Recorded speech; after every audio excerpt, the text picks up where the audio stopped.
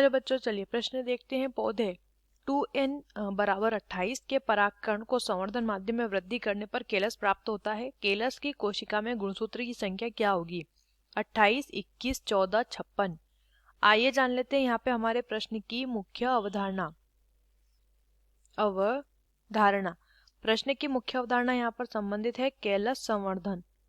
केलस संवर्धन के बारे में प्रश्न दिया है।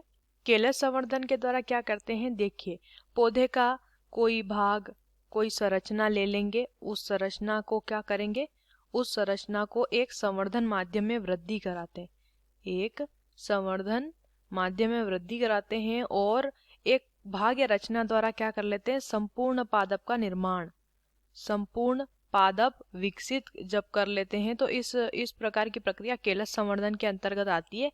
अब केलस संवर्धन के द्वारा यहाँ पे क्या कर रहे हैं, जो पौधे की गुणिता है वो 2n बराबर 28 है, यानी कि पौधा द्विगुणित अवस्था में है और उसमें 28 क्या है, गुणसूत्र है। 28 क्या है, गुणसूत्र। अब ये 28 गुणसूत्र यहाँ पे बताया गया है, पूछा गया है कि केलस की कोशिका में गुणसूत्र की संख्या क्या होगी।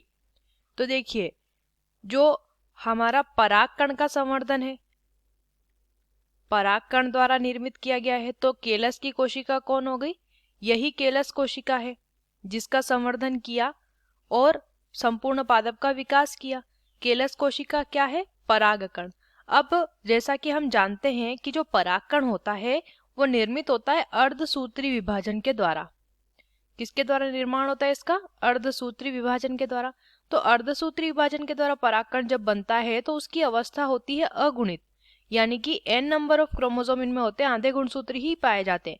तो हम क्या करेंगे, हमें n ज्ञात करना है तो हम 28 का 2 से भाग दे देंगे, तो यहाँ पर संख्या प्राप्त हो जाती है 14। तो n बराबर कितने हो गए, 14 गुणसूत्र किसमें होंगे, हमारी केलस कोशिका यानी कि परागकण में होंगे।